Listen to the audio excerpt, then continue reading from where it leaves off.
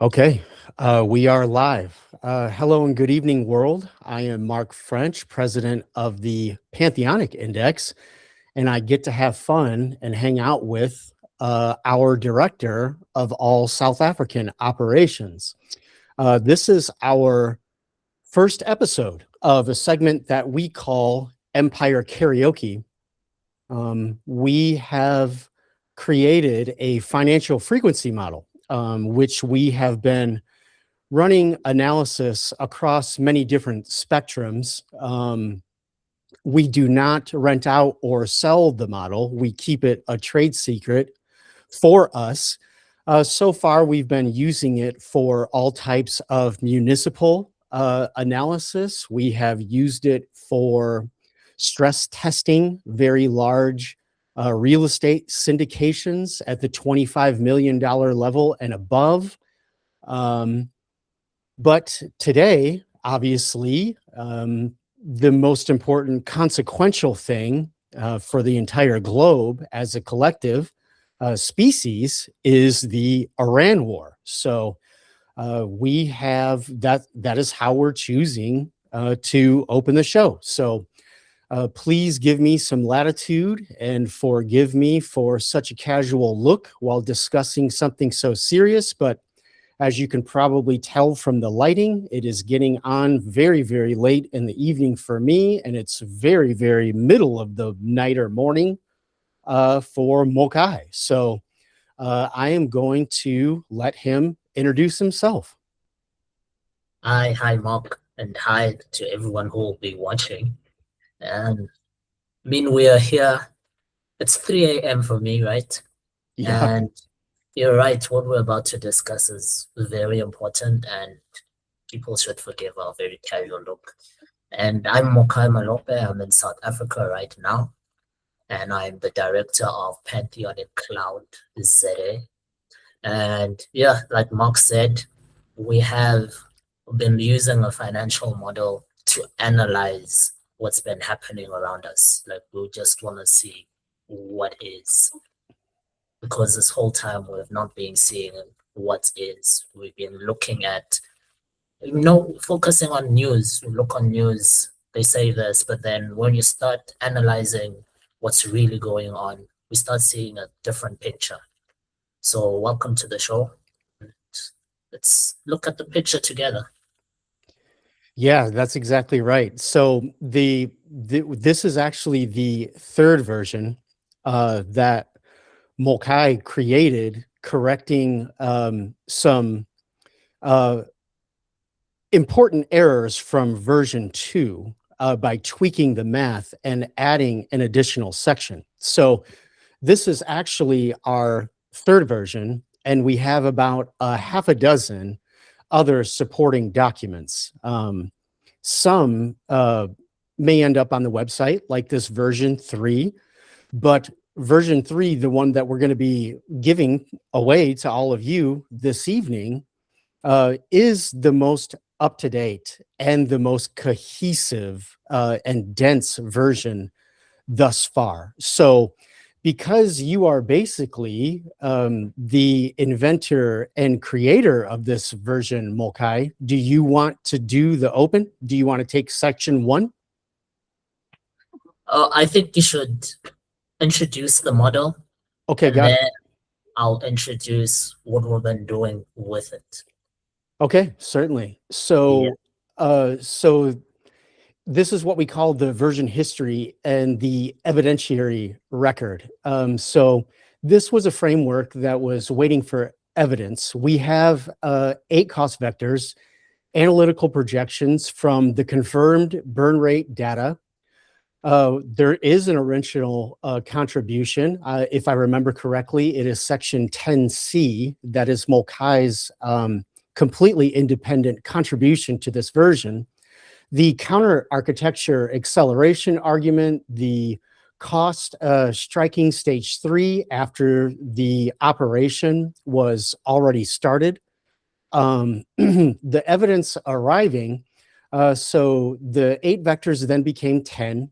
The projections became confirmations. All of this math and has been confirmed from live reputable public sources.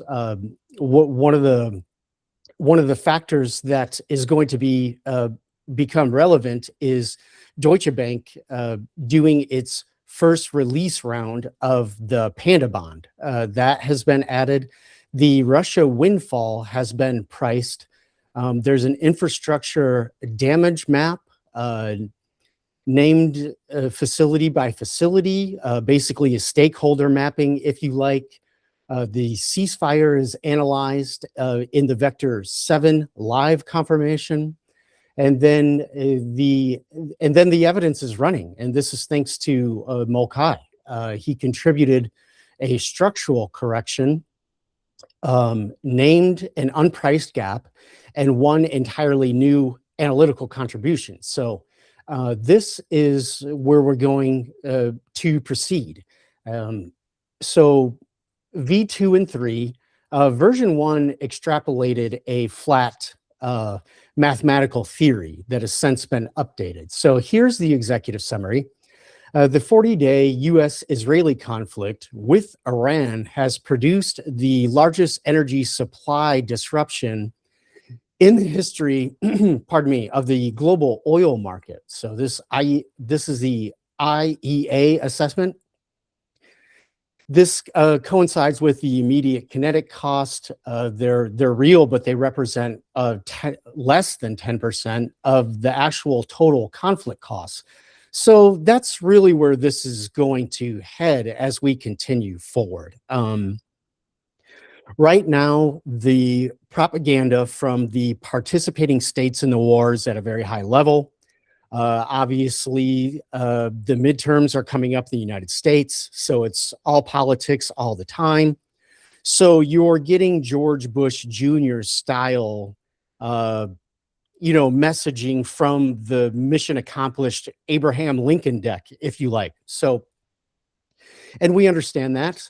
We don't make many moral arguments against how individual states choose to handle the social fallout of their political decisions. So we're going to get through as much of this data as we find relevant. And then because the document is quite extensive, it's available to all of you already directly on our website. I will post the link in the video.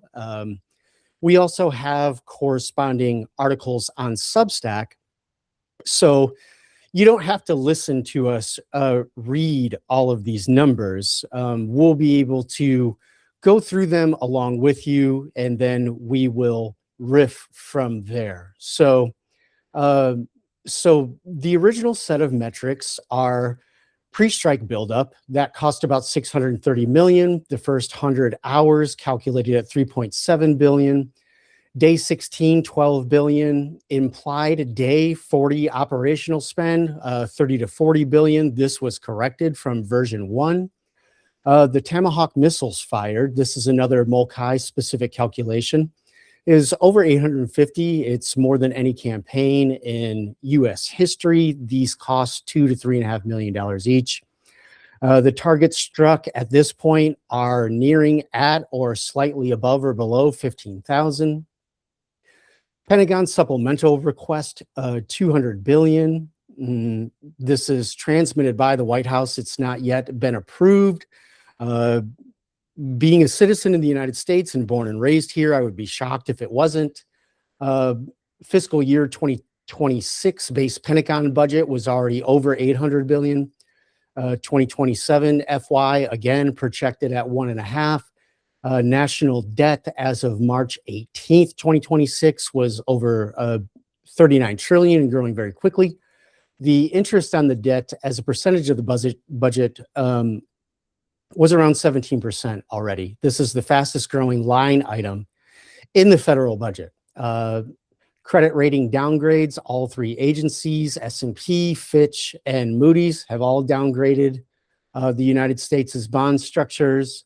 And then we use from Harvard the Bilmes ratio, a chair or a professor there who she created the very accurate calculations of doing a full spectrum analysis on the Iran war. So before Mokai jumps in for section 2 on the energy market cascade, I guess what I would want to say, living in the United States here in a generally interventionist, shall we say, climate. I live in a small suburb of DFW in Texas. So generally, the messaging and the firm structure, the corporate structures, the engineering firms, the big oil conglomerates here, these guys generally have never met a war or an intervention that they weren't enthusiastic to embark upon. So while we are getting a typical American style rah, rah, rah on most of the news agencies, I have no real political affiliation, as kind of a Thomas Paine patriot myself, that for the sake of the health and the finances of the overall social fabric of the country here, I'm generally extremely skeptical of these market making calculations, shall we say, especially just on the path to further hyper financialization. I'll leave it to Mokai. Okay, Mark, before we go on to the energy segment. Yes, of course. Yeah. On the amount the Pentagon requested for 2027. That's right. 5 trillion. That's like over 80% increase to the current year. Like, yes, that's correct. Yeah, that's right. It's if I remember the exact number correctly, it's a 54% increase in the already largest military budget in the world, which since the Ukraine SMO operation, I'm sure that Russia and China's expenditures have gone up, but even just a few years ago, the United States' military budget was already larger than the next 8 global budgets combined.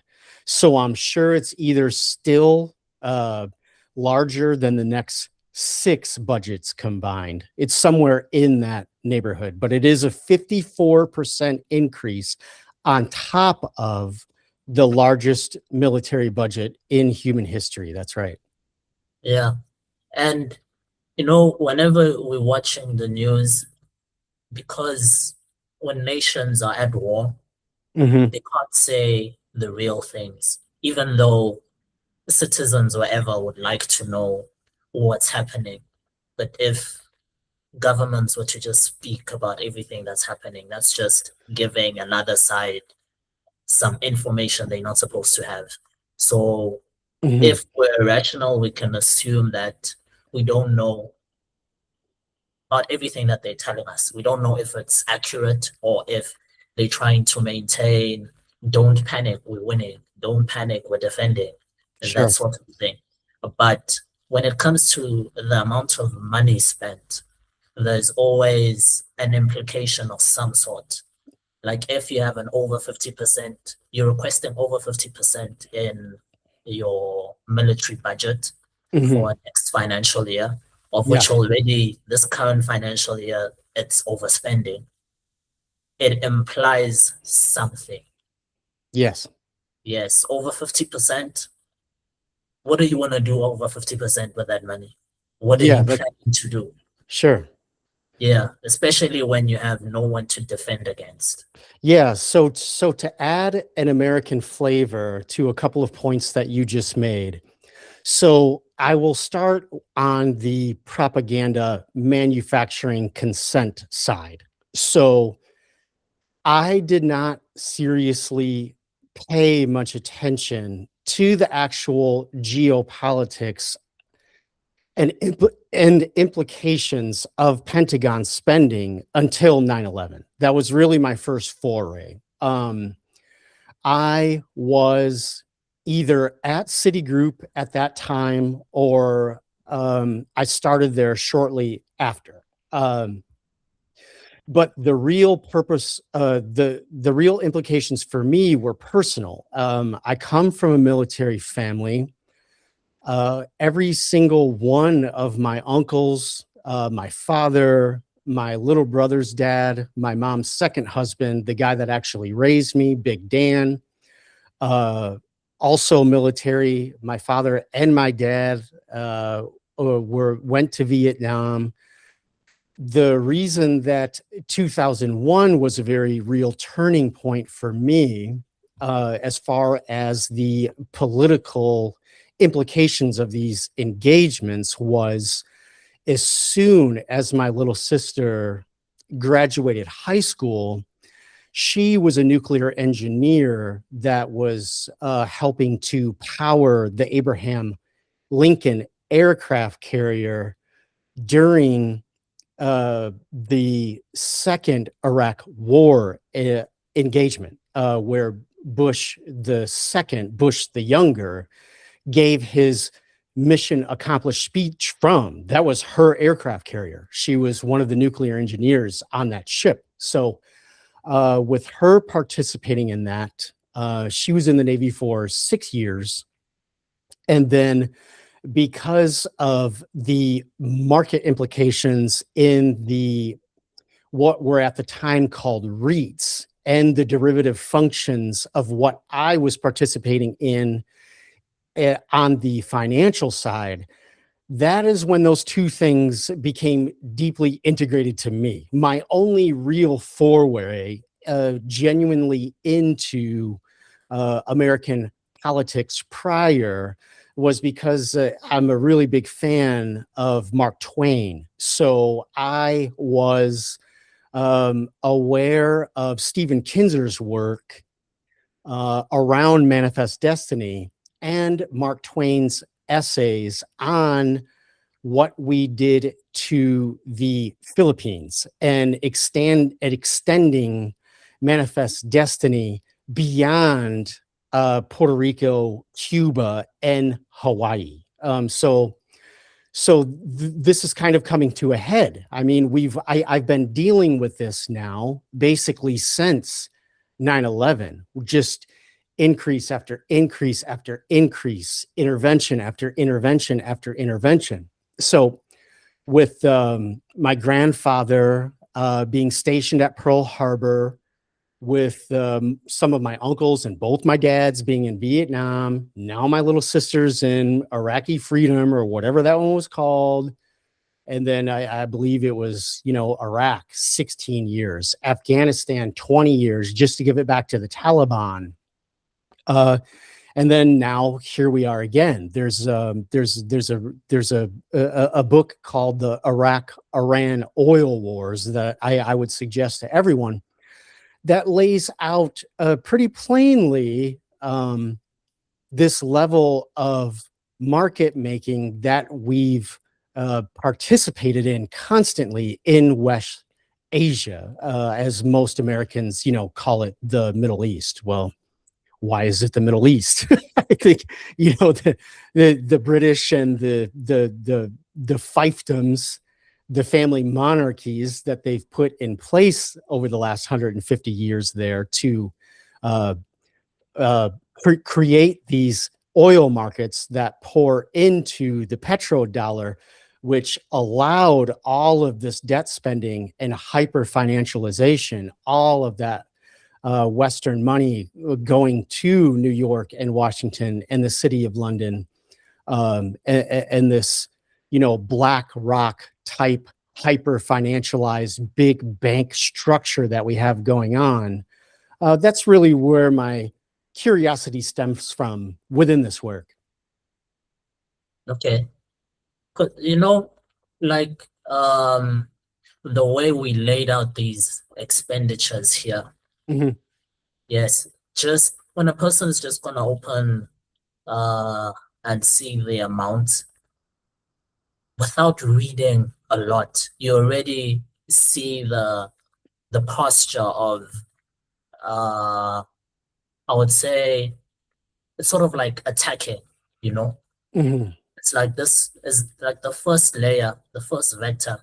It shows the posture of what are we gonna do next? Even though we don't know, these amounts say so much. And the history you're describing, if someone were to go into Wikipedia, they're just gonna see maybe casualties. They won't show the true expenditure. And if we were to look at those expenditures and maybe even adjust for inflation, look at the changes with previous years before the conflict, I wonder what it would tell us. Oh, that's a very good point. And you reminded me and woke back up one of the things I was going to say about propaganda. So most of the media in the United States, whether it be radio or television, and I'm sure they're dumping piles of money into the streamer podcaster space as well, right? I mean, why wouldn't people with all of this Hollywood money, TV money, production money, studio money, why wouldn't they navigate toward the public sphere where people are starting to gravitate toward looking for real information, right? So, Yeah, so yeah, so 2 points on what you just said. I don't have a reference point because I don't leave the country that much. And when I do, I'm generally somewhere else for business or to relax. I'm not watching the news in other countries. But what I can say from an American perspective is the corporate media here, the media of the planner class, these are basically conducted for small audiences in the donor class. The reason it's so irrelevant is because the news here is basically just an open investor meeting to make their investors, whoever holds stock in all of these companies that make money off of these engagements, the banking structures, the gas, the oil, the missiles, Halliburton, Carlisle, on and on and on. They're basically just having an open call investor meeting. So all of these bought and paid for generals that retired, they go to the board of General Dynamics. You basically already know what these people are going to say. It's pointless to even listen to their opinion. So I think you made a really good point about how information is siloed here. I think Wikipedia is a perfect snapshot of that from what you just said. It's a very isolated, state approved function of one specific. So you'll get the names, you'll get the dates, you'll get the what happened. I think you said it exactly right. Who died, who didn't, what was supposedly the purported reason. There's none of the real underlying information, or there's no future revision, right? There's never any retroactive accounting of what it ended up looking like 20 or 50 years later. So I think to be very concise and summarize for the audience now, as we continue through the rest of some of the relevant math and points in this document, is me and Mokai have constructed, and all of you can be the judge, but I think both of us feel very confident about this. We've constructed probably one of the most real implication and cost analysis of this war in real time. yes. You know, um, because usually when you switch on something or you're listening to something, they just start with the expenditure, and it's usually just something that they have to announce. They don't have a choice. And when the media's there, they just ask why, how much, and try to get your gotcha moment, you know. Yeah. But um, let's go through the second vector. Okay. Yeah, the energy part of it, the energy market cascade. Yes, go right ahead. Take it away. So, because when we look at the energy, usually it's just about the oil price, and whether the strait is closed. We never look into the detail. But one of the most significant things is that the IEA, the International Energy Agency, have mentioned that this is the largest supply disruption in history of global oil market. So when we look at the physical choke point of what this conflict is actually doing, where the trade route is blocking, is it 20% of the global LNG market, if I'm not mistaken? It's very Yes. close. It's very close to that. It went a little bit under to 15 or 16 or 17. It will very quickly get back up to 20 or above. And then just to add one contextual statement for people that are as old as me or older, keep in mind the Jimmy Carter 1970s hyperinflation or hyper stagflation, which is where we're headed now. That was a 6% disruption at the time. So this is very quickly reaching 4x that. At the time, it was 6%, and now we're looking at a 20% disruption. 20% and potentially going higher. Yes.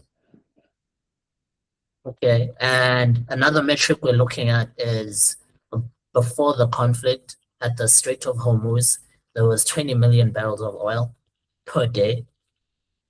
Then the Gulf port loading, according to S&P Global, was 3 million barrels per day, right? And then Bloomberg has estimated the total supply loss, that is for 40 days. That will be 9 million barrels per day.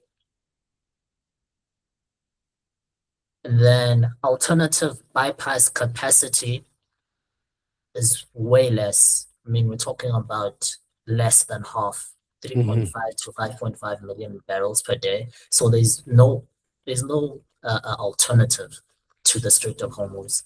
I mean, this is very little. And then the vessels that are trapped in the Persian Gulf is about 426 tankers, 34 LPGs, and 19 LNG carriers. Then we have vessels that have been attacked, about 21 that have been attacked. Also, what's important about vessels being attacked is that some vessels that are there rely on European insurance. And if something were to happen to them, if they were to do a daring mission of crossing, they're not going to be covered. So they'll rather just stick around there. So they're trapped. If that's how the insurance work. Will that be right, Mark? Well, so there is a very interesting caveat that I need to dig into a little bit deeper, but Lloyd's of London, which controls the maritime shipping insurance for the most part, they were incentivized for a closure because the UK is doing very poorly financially.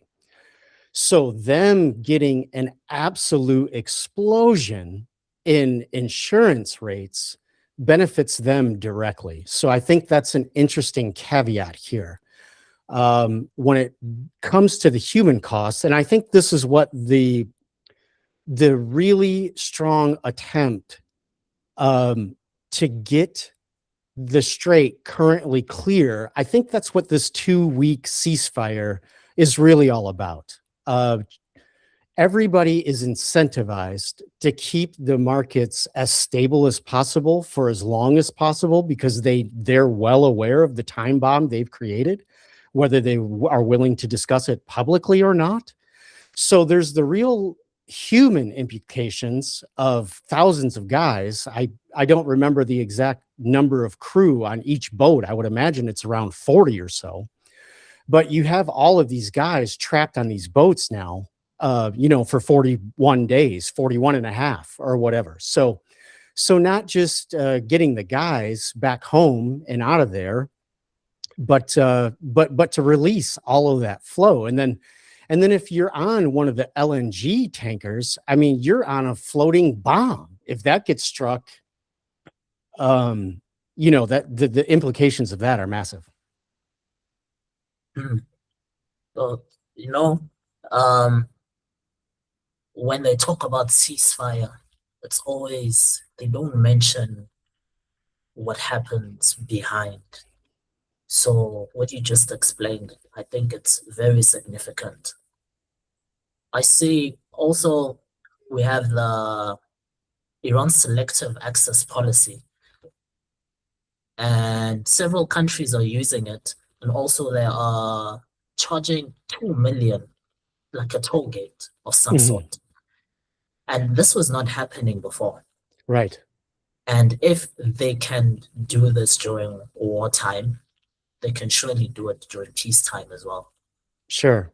Well, yeah, that's a very relevant point that you just made, that has ongoing legal implications. So I believe it's UNICAL or UNCOL, the maritime law, Article 39, if I remember correctly, is the one that specifically states when a nation state has direct access to a strait. So there is no doubt that Iran is violating international law. But when you have, especially the United States and the Israelis, just making a mockery of international law, it becomes extremely difficult when you are, thumbing your nose at international law, conducting wars of choice and violating other people's space. So when it comes to the maybe, who knows how long it would go, perpetual fee that Iran and Oman specifically will be able to charge the United States, there is no mechanism legally for the Americans to pay reparations. That would be in court for decades, and the United States would highly likely just default. They would never pay it anyway. So the only way that Iran has to make themselves whole again and be able to rebuild all of this damage is to charge this toll fee, which is currently a violation of international law. So the legal fighting over this is going to go on for at least a decade, in my opinion. And some countries that don't mind paying it are countries that, even if it goes all the way to the UN Security Council, they have veto power. Sure. Countries that have veto power. And if they don't mind paying it, and someone else could say, no, you're breaking international law. And we look at other countries that have been breaking international law, and there's no mechanism to stop them from doing that. Are they just going to condemn them? Well, that's valid, because you can't eat a law, right? So if you don't have energy, or as the other part, the helium, the urea, the fertilizer, I mean, if your country is being forced to deindustrialized and your population is becoming malnourished, the poorest, most vulnerable people starving, and your inflation is also simultaneously going through the roof, I don't think you're going to wait for case law to get sorted out for 10 years before you just buy the energy and other inputs that you need. Yeah. An interesting, but maybe more concisely a dangerous metric. Back in February, Brent crude oil was about $70, $72. And then it reached almost $150, right? per barrel. And a record high was March 19th, where it was 166. But then if we look at the increase per month for the month, it's pretty high compared to other times of conflict. I mean, it's 55%, which is a record since 1988. And the previous record was 46% during the Gulf War. So we're past 46%. That's quite disturbing. And in South Africa, the petrol price went up on the 1st of April. So petrol, I think you guys call it fuel, right? Gas, yeah. Or yes, you call it gas. Which is It silly because was it's liquid, but whatever. the petrol price increased by 15%, but the diesel price increased by over 40%.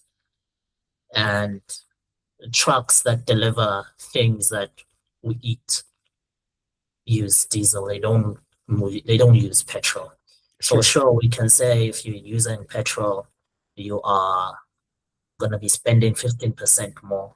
But the price of diesel going up has such a knock-on effect. And It's the same here. So a lot of Americans have cut down on their driving since the COVID shutdown. A lot of that has never really recovered. Like traffic here is still extraordinarily bad, but the entire delivery system of the United States still runs on long haul trucking. So all of those rigs use diesel. So our diesel prices skyrocketing has immediate implications on every single consumer product that you buy.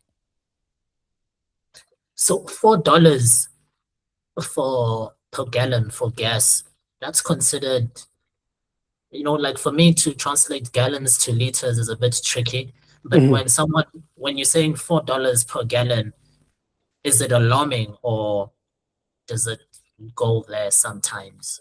Well, so so the so the price at the pump, if you will, is kind of how the politics here smooth things over with the general public. From what I know about, let's say, something that I'm familiar with, the European market. The Europeans are generally spending per liter, if you did the conversions, 2 or 3 or 4 times the amount that typical Americans do. So there's wild variance in states like New York and California because of their tax structure, but generally, fuel consumption in the United States is affordable. So $4 or $5 when, COVID, war, all these strange interruptions, you'll generally see American presidents here, like Biden, the last administration, they will subsidize fuel prices by immediately emptying what the Americans call their strategic fuel reserves, what they keep in reserve to attempt to keep prices manageable. So for poor and working people, especially with 60% of the American economy just being maybe even 70%, I think it's 70%, two-thirds of the economy is just based on consumerism.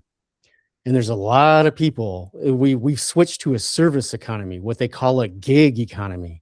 So the amount of people that drive for a living in the United States is quite staggering. And even if you're a janitor or a maid, or you're a cleaner or a landscaper, I mean, you can see the cascade of how those prices just immediately start cutting into people's margins very, very quickly. Mm-hmm. I think that percentage increase on someone's expenditure, especially the way describing that driving is an essential part of life, whether going to work or leisure, family time. A big increase will always hit the pocket high. When you have increases like that, the first fear that creeps in is, are we headed for a recession? And the Oxford School of Economics has estimated that if oil was to reach $140 per barrel, which we've been flirting with during the Has month of March. frozen. Hopefully we get back soon. Um, we cut out. Can you hear me okay right now? We cut out Yes. for about an entire minute. It was my signal, which is extremely unusual for me. Oh, okay, okay. Is it good now? Yeah, it sounds like yeah, if you can hear me okay, I hear you just fine. Okay. So, I am going to take one moment. It looks like we are still recording. Yeah, so everything's fine. okay. And fears of recession are, like, the Oxford School of Economics has estimated that if oil reaches $140 per barrel, Mhm. we could tip into a recession. And during March, we've been flirting with that. So we could say that what's happening currently is sort of like an application to a recession. Oh, absolutely. Yeah. And we'll also have Qatar having declaring a force majeure with LNG supply. Mhm. And always when you talk about energy, we never really touch on fertilizers. Sure. But without fertilizers, there's a reduction in food. So we might have covered what costs are implicated, the actual expenditure that we can hear or see that is distributed to us. But then now we covered that energy part, that energy layer. Yeah, And I think it's very interesting that we'll put fertilizer right at the end, because it's always the last part of the conversation. But food shortages, when they hit, people even forget about driving somewhere, especially in global south countries. You don't even care about the shortage of petrol if there's nothing in the supermarket. that's right. Yeah. So on the document, we are saying that we're looking at paper versus the physical spread, which remains analytically significant. For instance, Dubai, 76% versus the Brent crude oil futures, which are 55%. And Trump's public statements have suppressed paper prices, though. Yeah. Mark, can you explain what the jawboning is? This jargon is not very familiar with us here. It kind of just means being a blowhard or a windbag, like all you're doing is talking, but there's no substance behind it. Oh, no, okay. And just before we close the energy vector side, when Brent crude oil was $70 in February, and then at some stage during March it was over $100 $100 per barrel. Hmm. And yesterday there was a ceasefire announcement. It reduced to about 95 today, Hmm. $95 per barrel. That spread is profit and loss for someone. Absolutely. Yeah. And usually that profit is concentrated to people who knew what's going to happen or what's going to be announced. Because all of these movements, they're just announcements. They have nothing to do with what the actual market was doing. It's just announcement. So those who knew profited, but those who lost could be anyone. Yeah. So to your point, to put that in a real world scenario, there is some Nancy Pelosi style insider trading going on. Like 15 minutes before Trump made the last announcement, to play on the volatility of the divergence between paper price and physical price.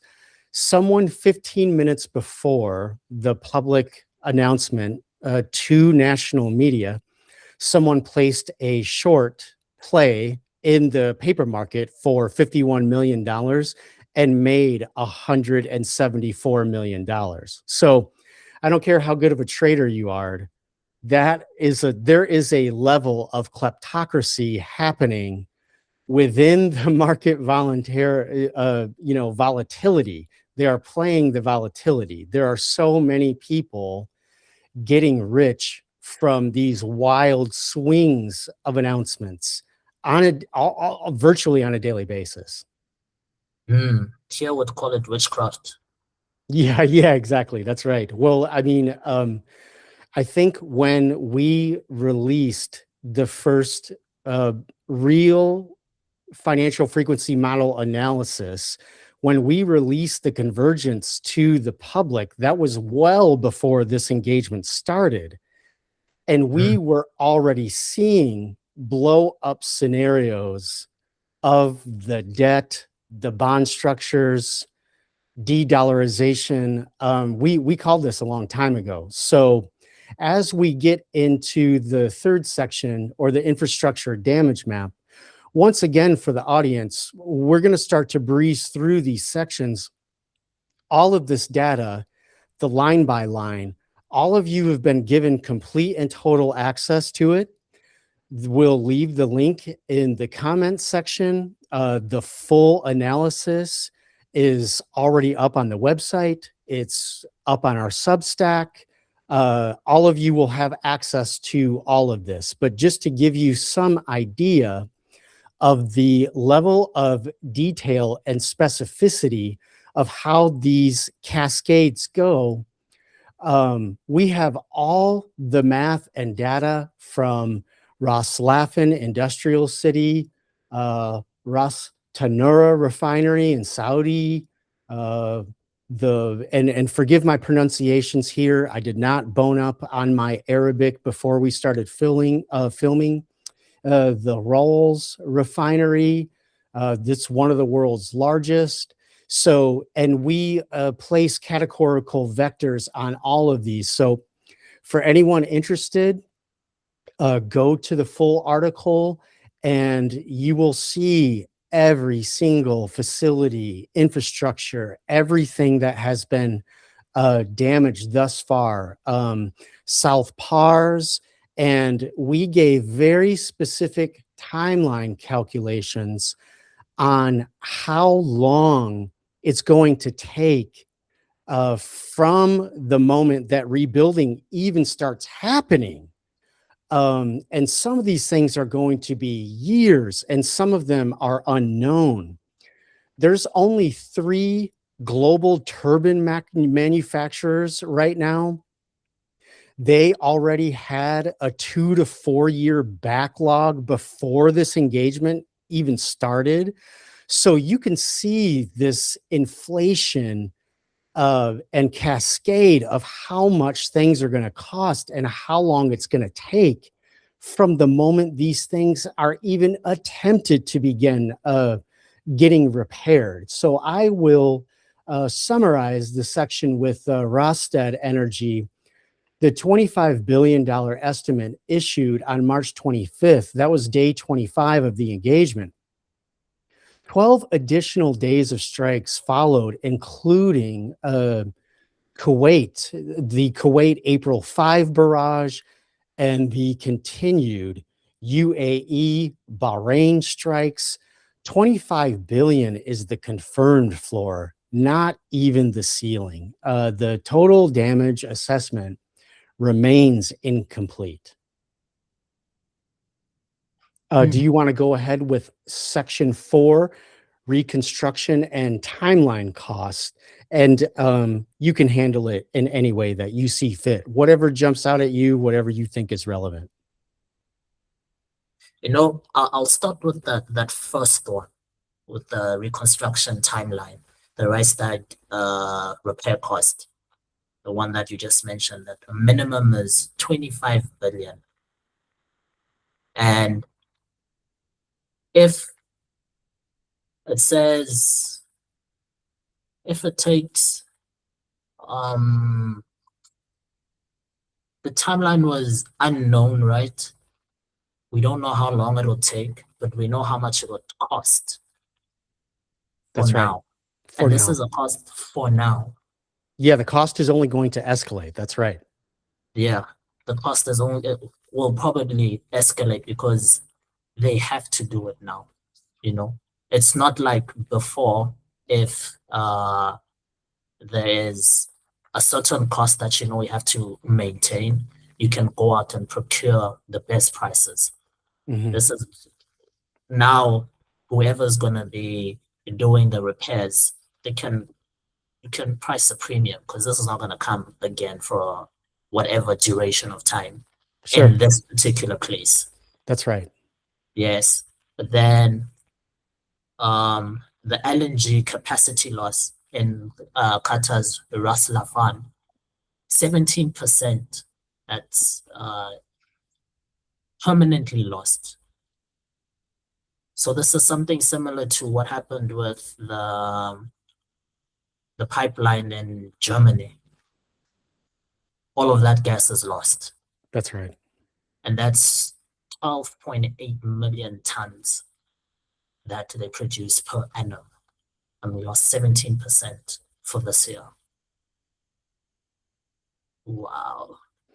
Yeah, and to your point on those issues, let's pretend in a perfect world and give everyone involved the benefit of the doubt, which I would find almost preposterous or silly. But let's just say perfect world, the GCC figures out how to get Israel and the United States to stop escalating, and they don't get bombed into oblivion, and all of that goes offline for 5 or 10 years.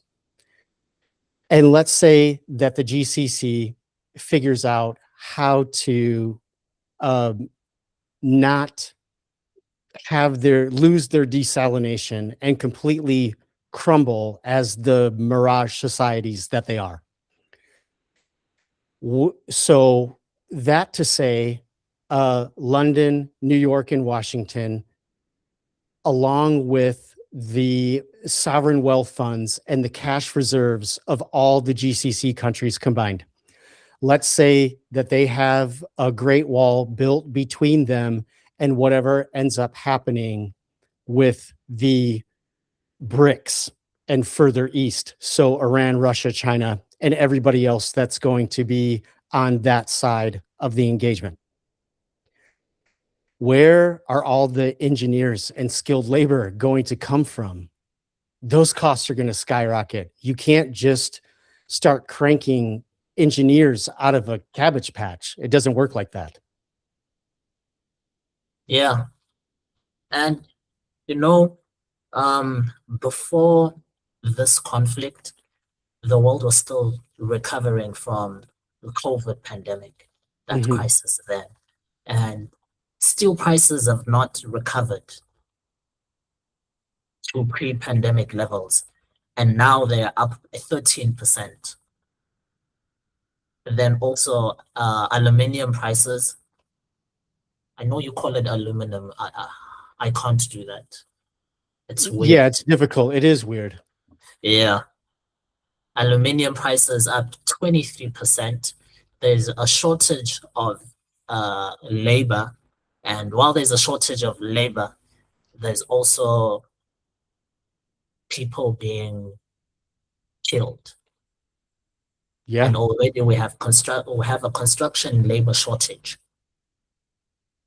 Then one thing that I know we don't see a lot in the news is we can see the cost of war, but also there are some revenues that are made during war times. Mhm. And revenues that are made by countries that are not friendly, we don't talk about them, but it's there and it's real. Like, for instance, Russia, over a 3 month scenario, could have a windfall of 161 billion Yeah, through their exports of energy. sure. Yes, and we also have some countries that supposedly sanctioned Russian gas and energy That's right.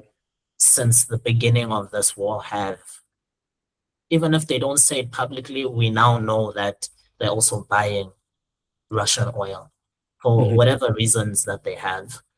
And for a country that is exporting, they are actually benefiting.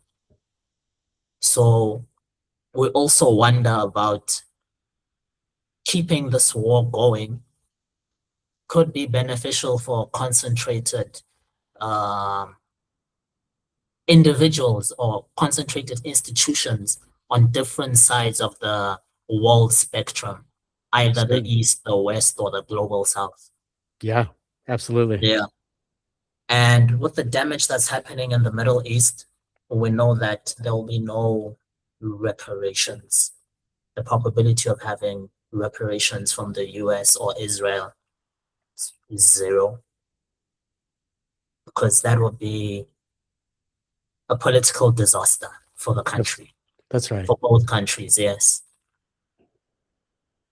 So when, like, the reconstruction cost, the reconstruction time, these are not things that we hear about consistently, and they're important. If we're gonna hear about expenses and we can hear about the energy prices causing this, causing that, but we don't look at how much is being damaged, how much it costs to fix it, how long it's going to take, there's no way, even if we have a peace deal tomorrow, the reconstruction cost is real. It's there.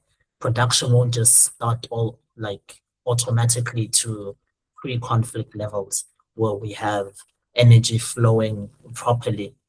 And this is not the only conflict that's happening, but it's the one that's getting the most attention because of the magnitude of its impact on everyone on the world. So this is one of the things in our financial models that I think it's important, even when someone reads this, that you have that intuition of, if you break something, to fix it is not immediate. There's always a cost involved, which is the physical cost, the cost involved, which is the time cost. And during that time, you're also losing valuable production time.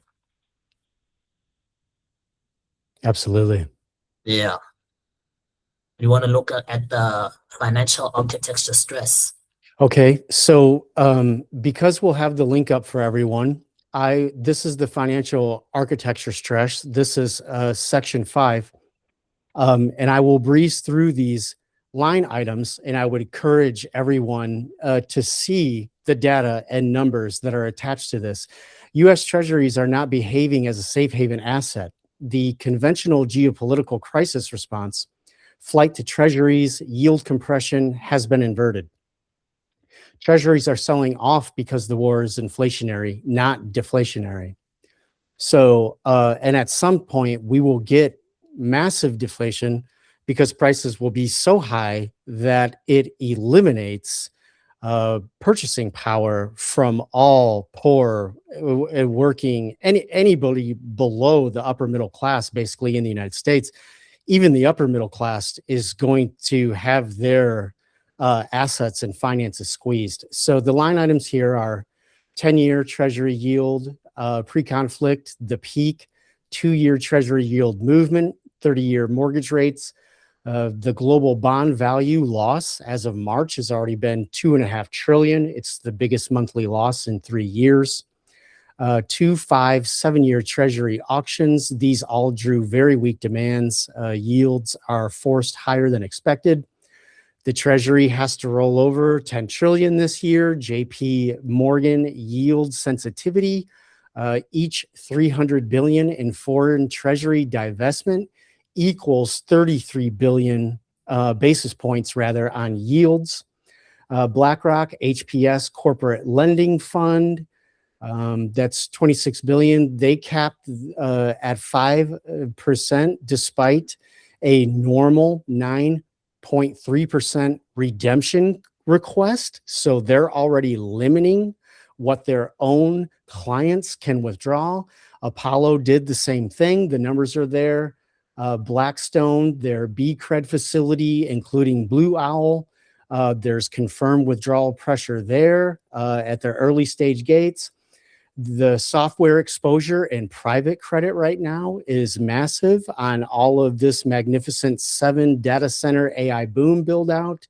40 to 50%, conservative floor 25%. AI narrative is attacked from 3 directions simultaneously. And then the insider trading, 580 million in oil shorts placed 15 minutes before Trump's pause announcement. So the simultaneous gating of Apollo and BlackRock, 2 of the 3 largest private credit platforms within a 3-year window, is not coincidental timing. It is structural signal that redemption pressure has exceeded the capacity of fund level management to absorb individually.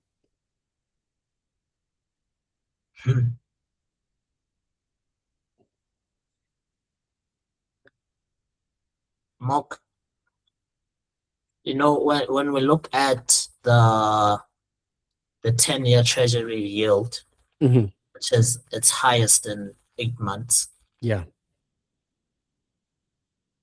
like usually the 10-year yields, they signal something over what's happening now, because we are looking into the future. For it to be the highest in 8 months, what's the significance of that? Well, I can't answer that globally, but here in the United States, in my entire lifetime, and maybe even before, the mechanism that you just pointed out, what here is referred to as an inverted yield curve, whenever that has happened, it has predated a recession every single time. Yes, and here too, I think almost every time we've had an inverted yield curve, it was a signal for a recession. And we take longer to come out of a recession. Mhm. Like during COVID, when other countries had a bigger recession than us, Yeah, but climbed out much quicker, we barely still making it. Like we took so long to have our trough and try to climb up again. sure. Yeah, so that for me, it did stick out, because when we're looking at an inverted yield curve, even textbooks say that a recession is knocking. While you begin section 6, I'm going to step away for a moment, but I'll still be able to hear you. Okay, okay. So section 6 is the helium or the AI infrastructure and materials. Now, here, because we have all the values on the website, these are things that you'll be able to find on the website, but it will include the Qatar Global Helium share, which is 33% of the global market. And we're going to look at the Ras Laffan helium capacity, which is currently offline. We're going to look at the permanent damage that has been confirmed.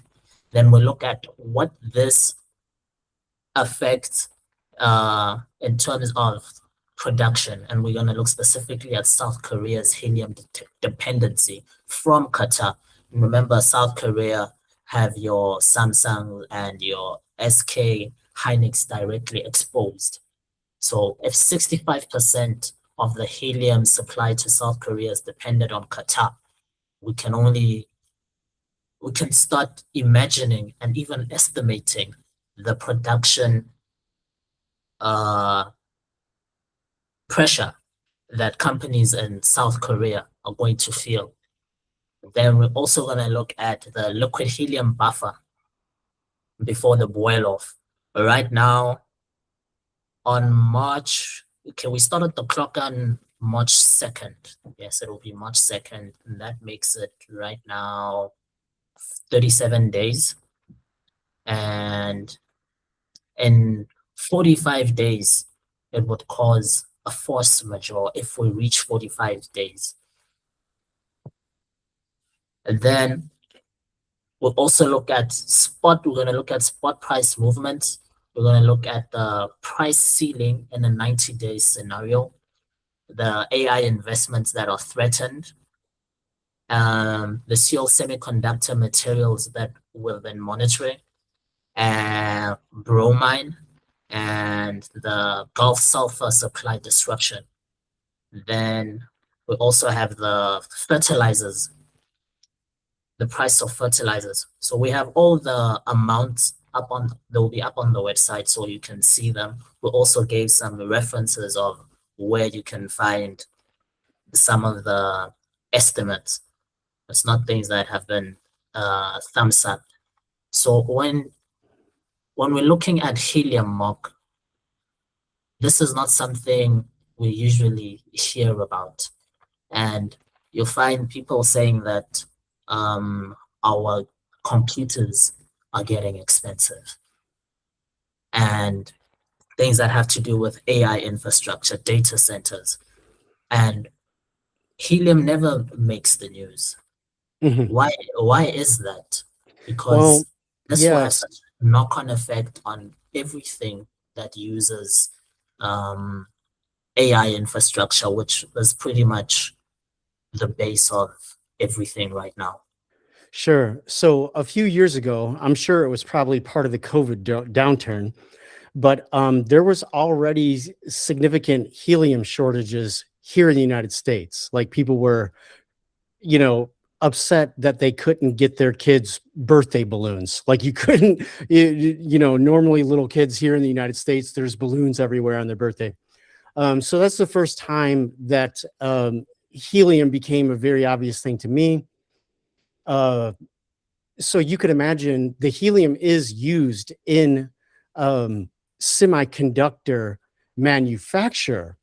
So when you have 93% of the S&P growth coming from this massive AI bubble here in the United States, and Jensen Huang of NVIDIA's on TV all the time, and everybody's seen the circular spaghetti chart of who gave money to who, and then they bought this from them, and they traded $1 trillion around, back and forth, around and around to each other. So if I remember correctly, it's a cooling mechanism. Helium cannot be manufactured or fabricated. It's a naturally occurring element. That's one of the byproducts of the gasification process in the Gulf. So this is where those cascading implications are really coming from. So you have a simultaneous massive data center build out going on. These are costing states a lot of money in tax subsidies. It's very difficult to get construction that big here. A lot of these companies are attempting to put these things in Texas and Arizona, where it's already hot. The soil is absolutely horrible to do it. The materials just flat out do not exist. So when you put additional pressure on what is supposed to be the wonderkin of the American market, you can see how this gets out of whack very, very quickly. There's a writer named Ed Zitron who does a very good job covering tech. He appears on a show that I'm aware of called The Tech Insider quite often. And half of these data centers that are already on the paper asset side of many of these firms' books are not even getting built. So now with this war, added cost pressure, you can't even Blue Owl denied Oracle financing. If Oracle can't even get financed, you can see how this could blow up very, very quickly. And one thing that we added again, even though it's the last part of it, again, it's fertilizer prices. What this does to fertilizer prices. Yeah, how high are those up already? 50%. Yeah. Yeah, the fertilizer prices are up about 50%. And also importantly, in the Northern Hemisphere, it will be spring now, planting season. That's right. It's already, yeah, it's mid-April. We're already missing a growing season. That's right. A planting season. Yeah, so we're in planting season. So we're talking about food in the future. And 33% of this crucial material is offline right now. 33, that's 33%. The price of it has doubled since the war began. We have an AI bubble that is heavily dependent on this particular material. And we cannot say that the amounts that we are talking about only on the news about the 200 billion are the true cost of the war. Just from looking at helium, you're looking at the gadgets that we're using right now. We're looking at the food, and we're also looking at the cost of it. So we looked at double the cost of helium. The cost of energy prices are going high. So it's not just the oil price. We can't just be talking about the oil price alone. So many other things are happening underneath. And these are structurally dangerous. I mean, the knock-on effect of this it stretches very far. And how do you return from this? Because you can't fix this in a day. It cannot be fixed in a day. Also, Mark, with the liquid helium, they have a buffer for 45 days. We're on day 37 now. If they have no safety net, what happens then? Well, I mean, at that point, TSMC and the other major chip manufacturers, they'll be forced to finish or shelf whatever inventory they can without it. And then who knows?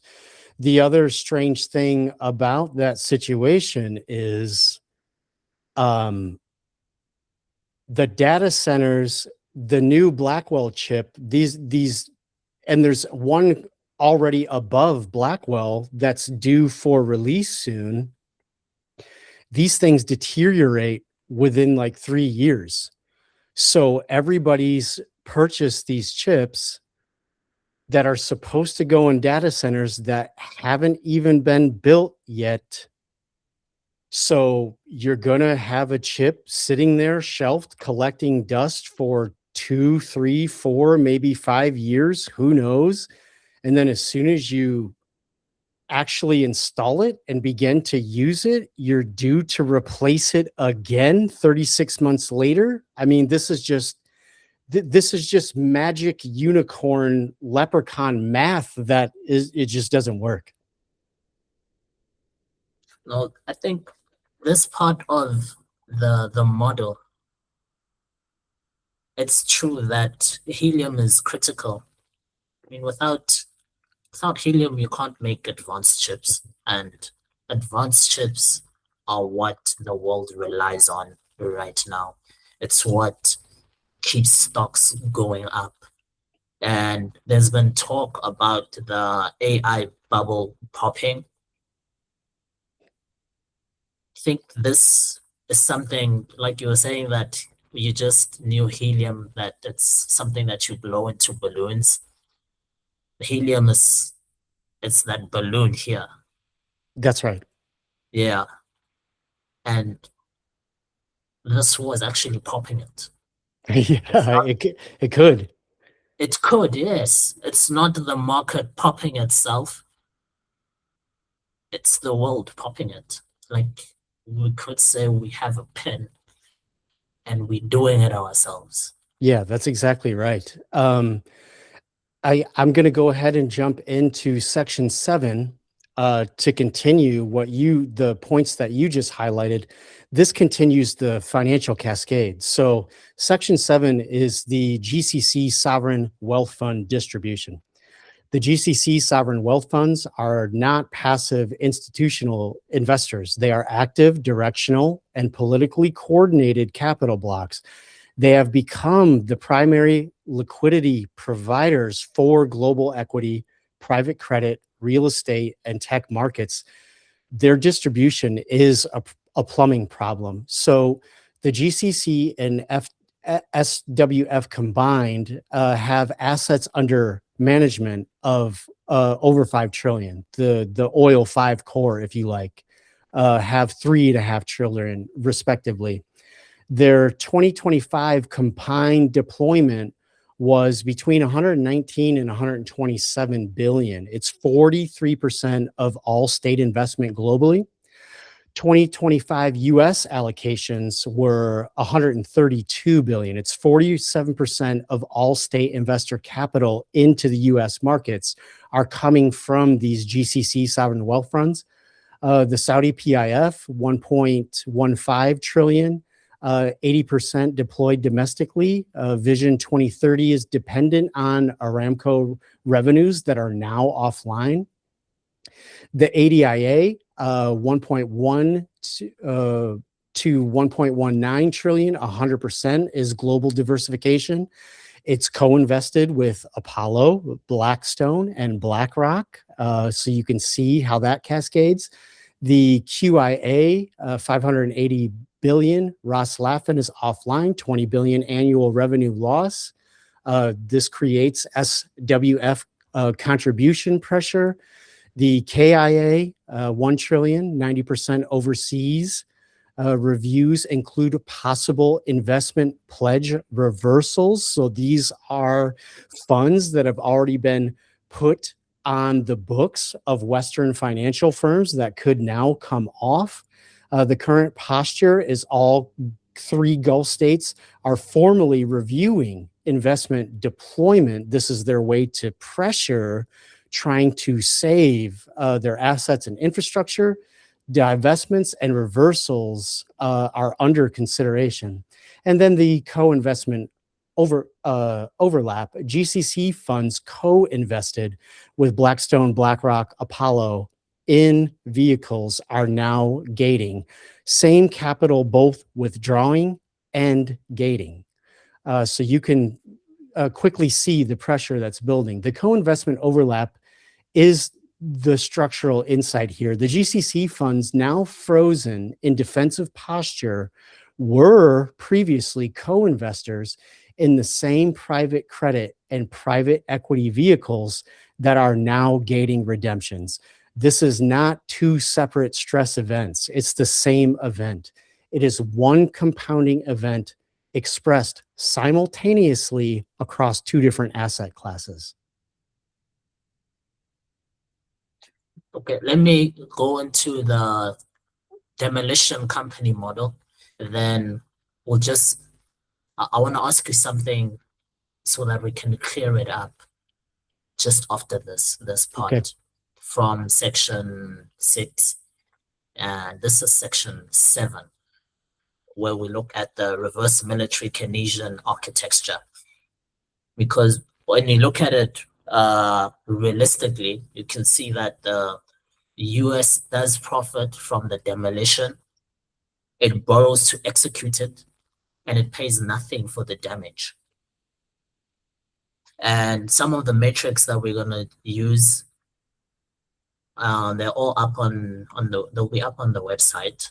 So looking at the Iranian shaded drone cost per unit, the Patriot interceptor missile, the THAAD interceptor, the Tomahawk cruise missile, the THAAD cost symmetry versus the Iranian drone. Because if you have the interceptor system that costs 255 more than an Iranian drone, you can also see that there's also a expenditure war there. Like if I'm firing a drone that costs $1 and it costs you $255 to bring it down. Imagine if it's 1,000 and 1,000 have been fired. Then we look at Lockheed THAAD's production revamping from 96 to 400 per year. These are wartime production rates during a ceasefire.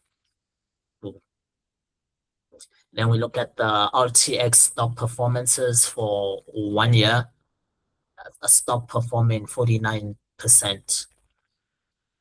It is just ridiculous. Then we have the stock performance for Lockheed as well, plus minus 40%. And again, we also look at Russia's windfall. If we're being optimistic, we're looking at 884 billion in export revenues. And if we're looking at a 3-month estimation, it's 161 billion in additional export revenues, and 97 billion has been budgeted. So we're already exceeding for the fiscal year. Russia's exceeding its revenue for the 2025 fiscal year with just a 3-month windfall. That is a huge windfall, a huge increase in revenues from 97 to 161, over 50% increase. And one thing that we do mention is that Russia did not fire a single shot in this particular conflict, but it's still collecting the margins. And going back to what you were saying, Mark, about the GCC nations, can we say that they were not planned for this? Well, I think that the context is the GCC were clearly ambiguous and maybe even a little two-faced in feigning neutrality or cooperation the previous couple of years with Iran when they actually were underhandedly doing the backroom deals necessary with Washington and New York and Tel Aviv. So I think they really believed in the Abraham Accords. I think that they wanted to subdue Iran.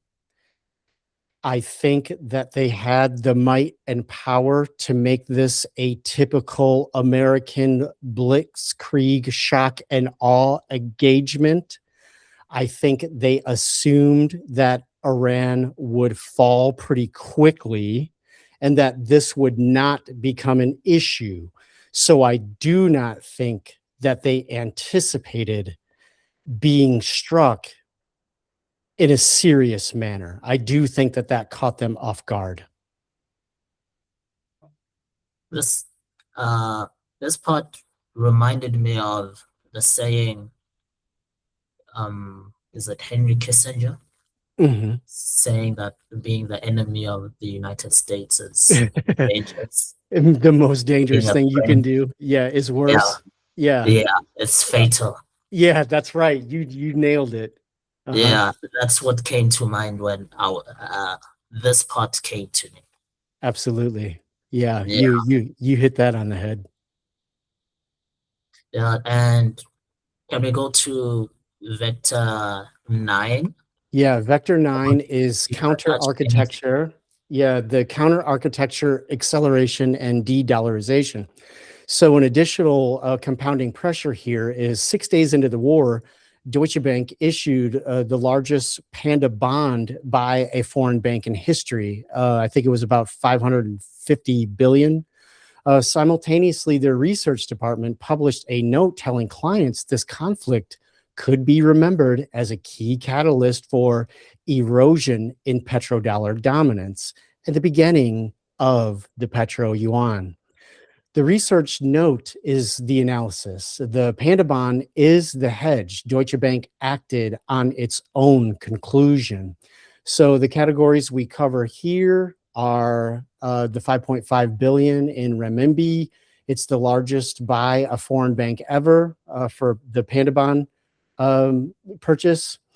Coupon rates versus dollar versus paper. That's covered here. Petrodollar agreement origin, the 74 Kissinger Saudi secret deal with oil being priced in dollars that Mokai just so aptly brought up, Mr. Kissinger. The surpluses were recycled into treasuries. And I think, Michael Huston's super imperialism is really the supreme book in that regard.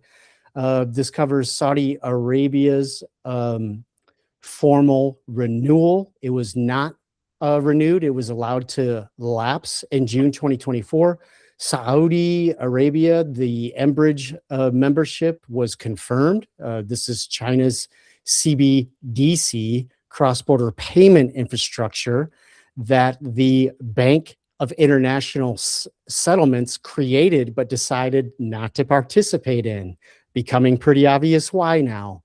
The dollar share of global FX reserves, it was 71% in 1999. It's now down to 57% as of Q4 2025. That's a 2-decade low of who is holding dollars as cash reserve.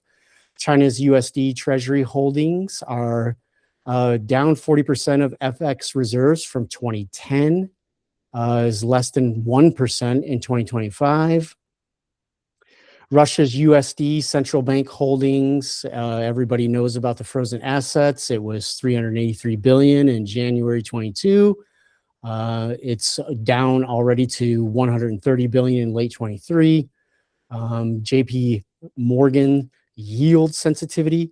We mentioned this a bit earlier, but it's also relevant to this category. Each 300 billion in foreign treasury divestment equals 33 basis points on yields. That's against a $10 trillion rollover in 2026. So that's not difficult math to do. The petro yuan at Hormuz. This is confirmed live already. Iran is coordinating passage payment in yuan. 2 million toll confirmed for yuan settlements. The three-stage problem is this. The counter architecture was already operational before the first strike was executed. CPAM connects to SPFS. Enbridge settles in seconds. This is moving away from the Western slow, antiquated SWIFT system. Saudi Arabia is an Enbridge member. The petro yuan prices oil. The institutional knowledge of how to build financial sovereignty outside of the BIS system is now distributed across Russia, China, Iran, and 130 other nations. It cannot be bombed. The hyper financialization vulnerability. When your economy has been progressively hollowed into financial services and military production, both of which require dollar dominance to operate, The erosion of the dollar dominance is not a headwind. It is a threat to the operating model itself. If energy buyers need yuan to transit the strait, the basis for below market US borrowing cost begins structurally to erode. Not overnight, but it will and continue to. But the Iran war has compressed this timeline by years and potentially even decades. So the de-dollarization, Mhm. it's something that has been talked about a lot. Sure. And I don't think it will be something that happens overnight. It makes no sense to happen overnight. But now when we see something like this, you can see it happening over a long period, maybe not long, but over a period of time. And I would assume for the US officials, this is scary.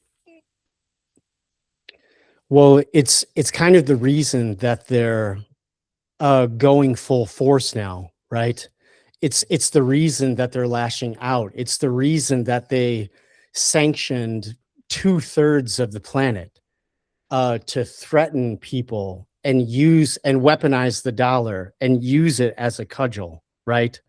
Yeah. So, um, so by being so full of hubris and realizing that their timeline was becoming constrained, this many Ivy League educated lawyers and New York financiers can't possibly be that stupid that they can't see the writing on the wall. Going from 71% to current 57% and declining rapidly uh, is a signal of potential catastrophe. So I think it accelerated their decision-making process, especially since the Ukrainian engagement and the beginning of the actual SMO by the Russians, showing that the nature of modern warfare and this full spectrum ISR, satellite, drones, robots, that it's very clear that the World War II naval projection, fancy jets, missiles dropped from boats and submarines and planes was reaching its limitations. And I think that's being borne out now. So um yesterday, well, I think it's today for you there, when they're announcing the ceasefire, we assume there is no cost involved there. But Right. cost is very real, especially when you look at the information we're receiving from both ends of, like, both parties. There's such a big gap between their positions. You have the Iranian framing saying that nearly all objectives of the war have been achieved. Then you have the US framing also saying that they have already met and exceeded their military objections. But then such a big gap where you have Iran's demands demanding institutional sovereignty, and the US is demanding denuclearization and unconditional straight access. And when you look at this with a rational eye, these are 2 points that it's like North Pole and South Pole, but then we're calling it a ceasefire. And both sides are gonna try and narrate it the way they want it. And when we look at ceasefires, a couple of months ago, another country had a ceasefire. They kept violating it. So if we are rational and you're in a war and you have a ceasefire, what does a rational person do? You will start stocking up on whatever you're going to need, whether it's ammunition or production capacity. You're going to use that to the full capabilities that you can. And you can see in the model, we added that reloading period. And I just want to read this because I think this is it's quite important. I just want to get this wording correctly instead of just explaining it. The institutional literature on ceasefire mechanics is unambiguous. Rational actors with military capacities use a ceasefire to do what active conflict prevents.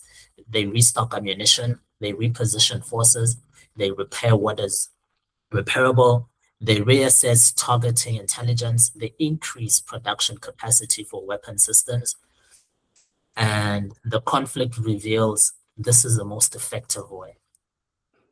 Also, if they integrate 40 days of tactical observation, the ceasefire does not freeze the strategic situation at day 40.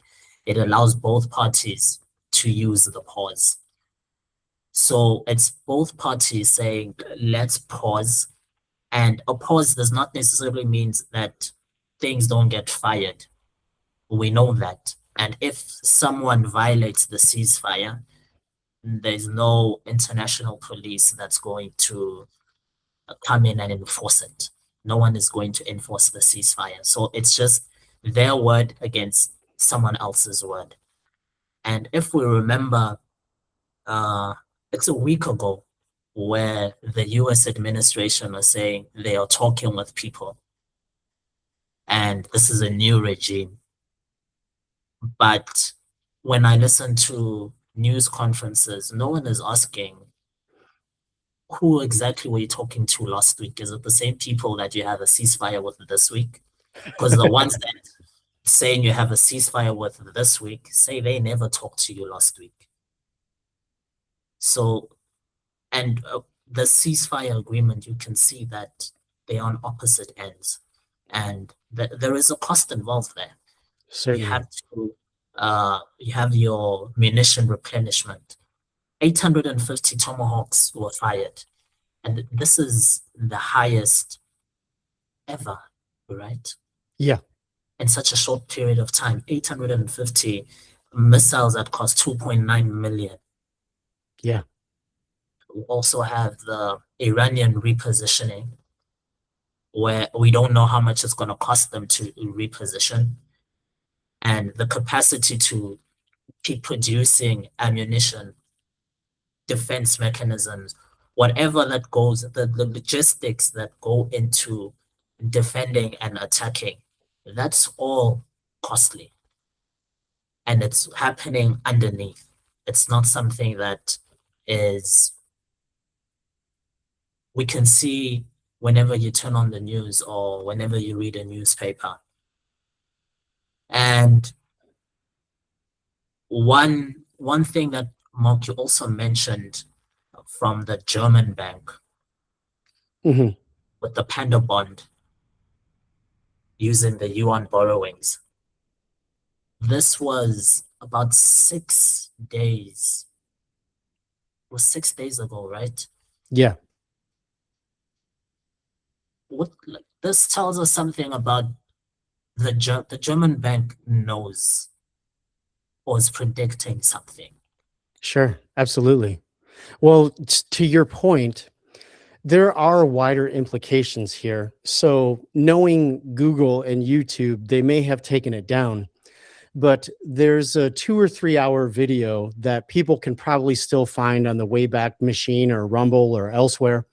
It's called Every War is a Rich Man's Trick. So here in the United States, people are well aware of Brown Brothers, Harriman, and many of the other banks that were funding both sides of World War II. This is an age-old tale as old as time. This is how banks end up bankrupting countries. All of us hear the stories about the collapsing European empires, even though through their colonial models, they became so absurdly rich that their naval projection, their colonial holdings, I mean, these are some of the wealthiest societies ever in human history, right?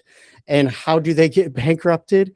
By borrowing money from a bank to keep fighting each other in war. So when you and I just released the paper on velation versus revelation.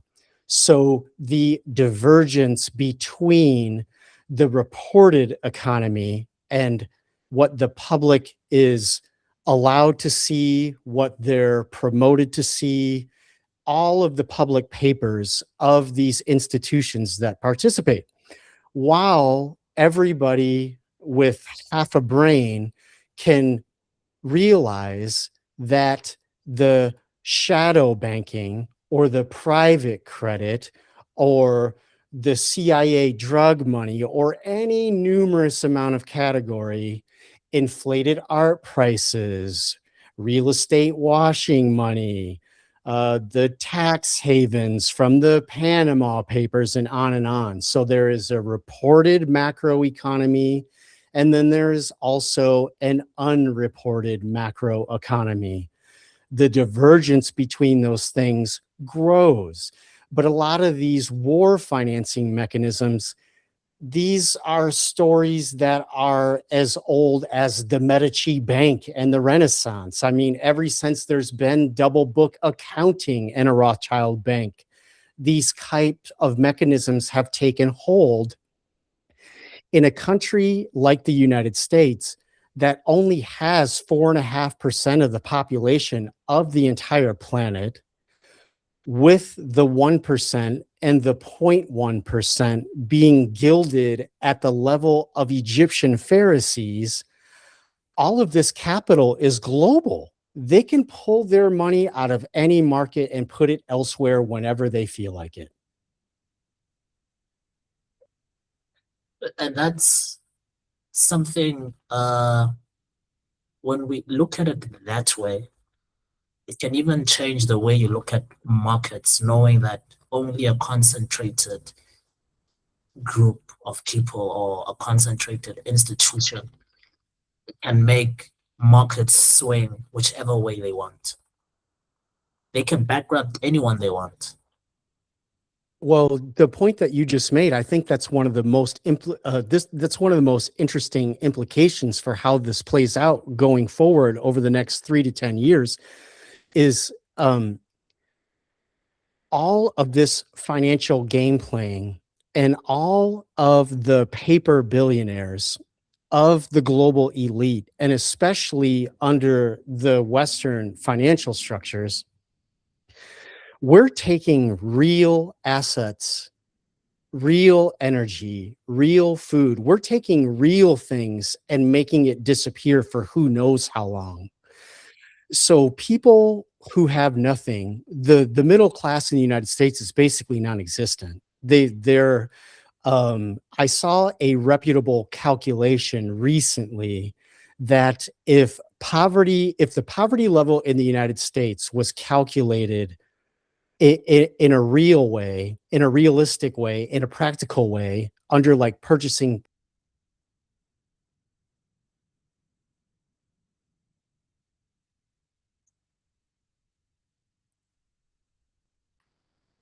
You sound great. We're recording. We're live, so we get to do the wrap up. So, for the listeners, we had an internet cutout, so this is technically a new meeting. We will try to stitch it together for everyone. We are almost through episode 1 of Empire Karaoke, discussing the cascading effects and the true cost of the Iran war. So this is our final wrap up. And actually, Mokai, this is the section that you invented and created, section 10C. So do you want to go ahead and breeze through this? When we got cut, we were doing, yeah, we were on 10C when we got cut. We were Yeah, just, the reloading period. Oh yeah, and you went yeah, through most of this. So yes. yeah, Here, so we'll just wrap it up with, by just highlighting that this is a forensic implication, which is direct. Like the cost analyzed in vectors 1 through 9 are flaws, not only because the conflict might resume, but because the ceasefire's own operational logic generates cost independently of whether a single additional strike is ever executed. The Bohm's ratio applies in the ceasefire period because I think this is something that's very important, that during a ceasefire, there is still cost involved. And using the ratio from the Afghanistan war, I think it's very appropriate. The munition production runs during a ceasefire. The institutional knowledge transfers run during a ceasefire. So a ceasefire might mean nothing is fired, but it doesn't mean it costs nothing. yeah, absolutely. Yeah. You want to go into the human 11. capital vector? Yeah, I'm nearly certain we're nearing the end here. I'm pretty sure this is the last actual section. So this is Article 11, the human capital vector. It's named but unpriced in both our version 1 and 2. Now it's named, acknowledged, and it's carried forward in version 3 as a structural gap requiring dedicated analysis. The directional finding is absolutely certain, and the quantification obviously will be deferred. The existence proof is distributed. So are the people who built it. So Iranian financial engineers, systems architects, and institutional knowledge carriers, the generation that built CPAM designed the alternative corridor architecture. This is to get through this 47 years of being constantly under sanctions. Besant was just describing how he purposely engineered a hyperinflation and collapse of the Iranian economy to start the discontent societally in Iran in the first place. It's engineered by 40 years of workarounds under maximum financial pressure that displaced by sustained kinetic engagement. They are moving. The question is where? The answer is observable from a historical precedent. High pressure displacement events applied to technically sophisticated populations do not eliminate the knowledge base, they distribute it. The talent moves to where it is needed and where it's welcome. In 2026, the nodes scaling the alternative financial architecture are known. China's CIPS, SIPS, and Enbridge infrastructure, Russia's SPFS and CPAM integration teams, the SCO member states building bilateral payment corridors, the BRICS plus technical working groups developing the next layer of alternative settlements architecture. So kinetic pressure at the originating node, so the sanctions regime, accelerates both distributions simultaneously. The knowledge then becomes more distributed. People who carry it become more distributed. The template becomes more available to more actors at lower cost of adoption. The existence proof is no longer localized to Iran. It never was. But the people who built it were. 40 days of strikes and a reloading period changes that calculus. This vector remains analytically unpriced in dollar terms in version 3. It is the correct instinct to acknowledge that unpriced status explicitly rather than paper it over with speculative figures. The directional finding is certain. The human capital displacement accelerates the counter architecture distribution. The quantification requires a dedicated analytical pass that version 3 does not yet attempt. The jury's going to be out on this financially for a little while. We know the mechanisms are in place. We can see the density. There is a velocity to all of this movement. So we know that we're right. As time compounds, we are likely to just become more right. When we unify the cost of all these vectors we've gone through,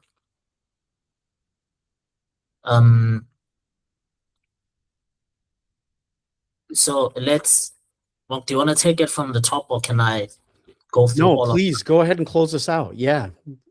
Okay, so first we look at the kinetic expenditure, which is the first thing you see when you're looking at a search engine. And keep in mind, all these figures are floors and all timelines are minimum. So when you have that in mind, know that whenever something is happening, the timeline usually stretches to the minimum, especially when you have different countries that are involved. So with the kinetic expenditure, we're looking at 350 to $400 billion. This is applying the Bill's ratio, and that's for day 40. And then at the end, with the energy cascade, we're looking at a loss of $2.5 trillion in bond losses, gas prices of over $4, and 9 million barrels per day, which are offline. This is just minimum. Remember that we're looking at minimum. Infrastructure, we're looking at damage of 25 billion. That's the floor. And the reconstruction of it could take 3 to 5 years. And that's also a minimum timeline. The financial distress, I mentioned the 2.5 trillion in bond losses. The helium impact, we're looking at $650 billion, which is exposed to risk. And the AI bubble is something that could realistically pop. And remember the global financial crisis in 2008? The property market bubble was way smaller than this AI bubble. Then the 5 trillion in frozen investment, 5 trillion and about 132 billion in U.S. investments which are frozen now. We have the demolition model. Whenever one party fires $1 worth of missiles, the other one uses $255 to shoot it down. And you have one country that's making money off of this war through exports, and that will be Russia, without even firing a weapon in the war. And then the de-dollarization, it's a strategic cost to the US. I don't know if it's a cost to the world because it cannot be weaponized as much as it was weaponized before. So people can decide whether that's a cost or not. Then ceasefire.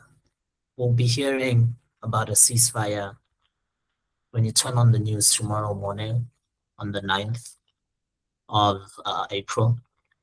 They'll be talking about a ceasefire. They will not mention the cost. That's something we could wager. They will not mention the cost of the ceasefire. Then we also have the reloading period, which is a cost phase where there are multiple tracks running at the same time. You have your munition repositioning, and Also the Islamabad accumulation, and Russia will be charging a premium for their exports. And lastly, it's the human capital involved. All of this, when we look at it, we start looking at the true cost of the war and not just the money that they talk about that this gonna cost two billion per day. That is a very, very uh low estimate. It's so underpriced. The actual cost that's going to be bared on the whole world is way higher than that. So one thing that we did manage to show here is that the cost of war is also strategic. We're not supposed to be looking at it, and it's not supposed to be broadcasted because this is strategic. But because we live in a time of information, we can find readily available information to estimate what is the true cost of the war. Then if we look at how AI, energy, we have what we call, or what Mark calls the AI energy death cross.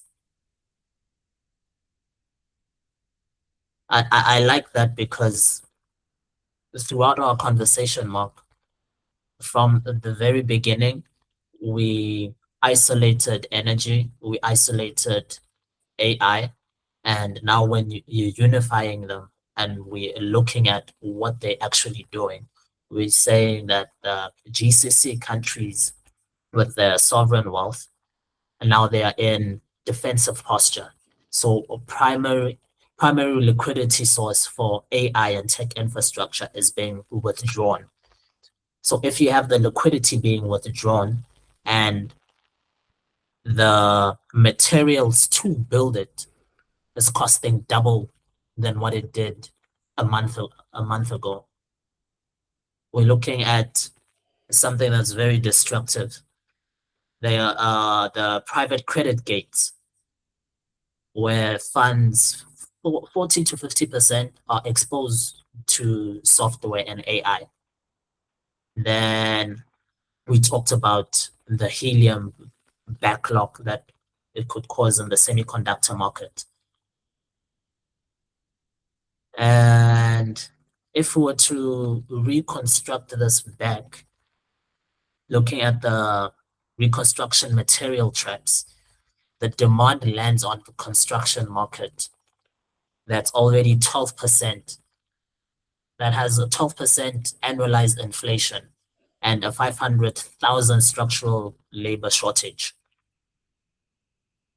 And manufacturers are with 2 to 4 year pre-war backlogs are now facing simultaneous Gulf reconstruction demand across the damaged state. Then energy required to manufacture reconstruction material costs more because energy infrastructure is being rebuilt is what was destroyed. Then the petrodollar dissolution cascade. Saudi Arabia did not renew the 1974 petrodollar agreement in June of 2024. They joined the M-Bridge, which includes China's central bank digital currency infrastructure, which is already operational at with the Hormuz Strait. The Dutch bank with the largest panda bond in foreign bank history on day 6. Then we have the dollar FX reserves, which are 50%, 57% right now. And 20 years ago, it was 70%. And JP Morgan each have $300 billion in foreign treasury divestment which is a 33 basis point on yield, a positive 33 basis point on yield. So the cost that nobody prices, this is something that we talked about throughout the conversation. Mark, do you want to close with that part? Okay. The United States initiated this conflict after stage 3 of this counter architecture was already complete. That being after CPAM connected to SPFS. It started after the petro yuan was already launched, after Saudi Arabia joined Enbridge, after the petro dollar agreement already lapsed. 130 nations already had a working template for a financial structure and sovereignty outside of the Bank of International Settlement System. The financial weapon was deployed against the existence proof after the proof was already proven and the template had already been distributed. The conflict did not surpass the existence proof. It broadcast it to 130 nations under live kinetic pressure with full operational continuity for 40 days. The ceasefire is now broadcasting the second chapter. Stage 3 survives a reloading period as well.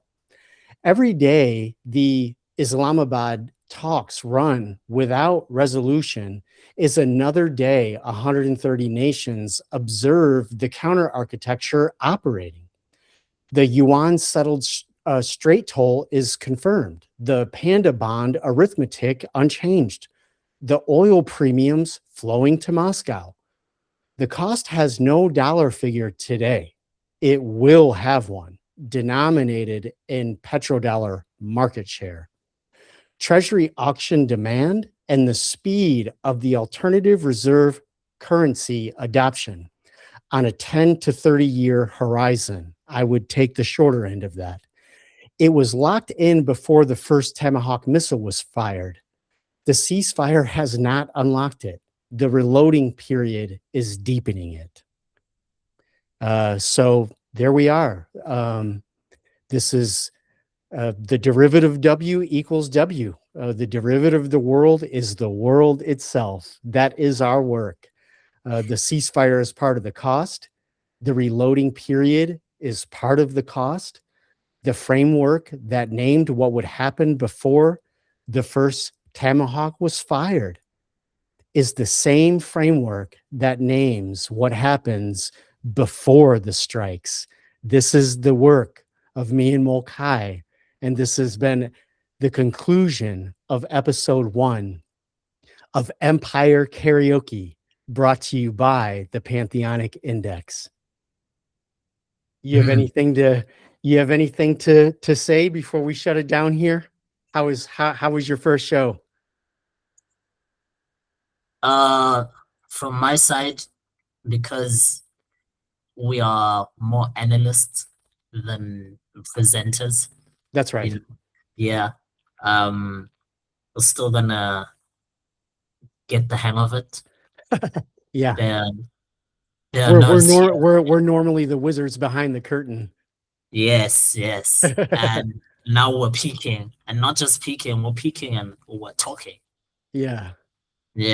So thanks a lot. Thank you so much. It was certainly my honor and a great pleasure, my dear friend. Yeah. No, thanks, Mark. And let's see where we go with our analysis. Yeah, that's right. This is just showing what is. We're not advocating for anyone. We're just looking at what's happening and what it implies. We're not making up things. So we're not rooting for anyone to do anything. We're just analyzing what's happening. That's a great way to end it. Until next time, my friend. Yeah, until next time. Okay, get some sleep. I'll see you soon. Okay. Bye. Bye-bye.